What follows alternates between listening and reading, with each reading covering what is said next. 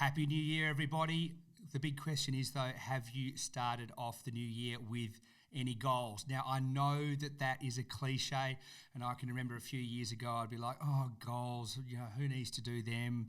Only the dorky people do goals. But when it's written down, when it's in your head, and when it's shared with another valued person in your life, the goals become a lot clearer and a lot more achievable. So definitely write down some goals for the new year, whether they be personal or financial or physical, whatever you're trying to do. If you're going on a diet or you're watching what you eat, I know that's what I need to do.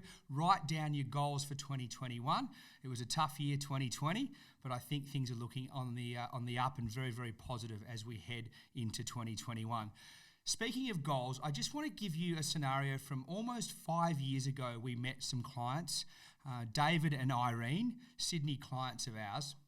They came to us, as I said, nearly 5 years ago. They had their own property where they had a mortgage of about $300,000. It was worth about $700,000. And they were in their early 50s. And they said, Michael, we don't have any investments, but we don't want to have to go all the way through to 65 before we retire. We've only got a couple of $100,000 in superannuation. We've worked out that that's not going to last us very long into retirement. So we actually sat down with them and we said, let's not worry about the investment for the moment or the property or the shares or the super. Let's actually sit down and go through your goals. Where do you want to be? And basically what it was is we worked towards the goal of them being able to retire in a 5 to 7 year time frame and not a 10 to 12 year time frame. And then we worked it backwards from there as to what we needed to do. But basically the summary of the story is Irene has just retired. Basically, we built up a property portfolio of 4 investment properties, giving them a return. They bought one outright in their self-managed superannuation fund, which we created through the help of our financial planner.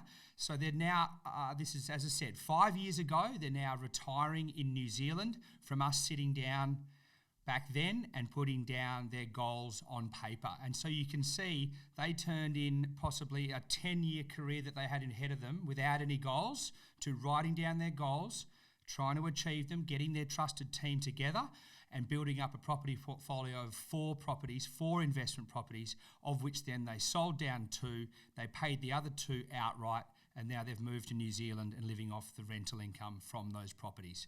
So it is a bit of a cliche, but sit down. It's only January right now. Sit down, do your goals, write them down, make them visible. Visibility equals accountability. Tell your partner, tell your best friend, tell your mum and your dad, these are my goals. This is what I'm trying to achieve, and make them keep you accountable on them, because when they're tangible and written down, they're a lot more likely to be ticked off and achieved.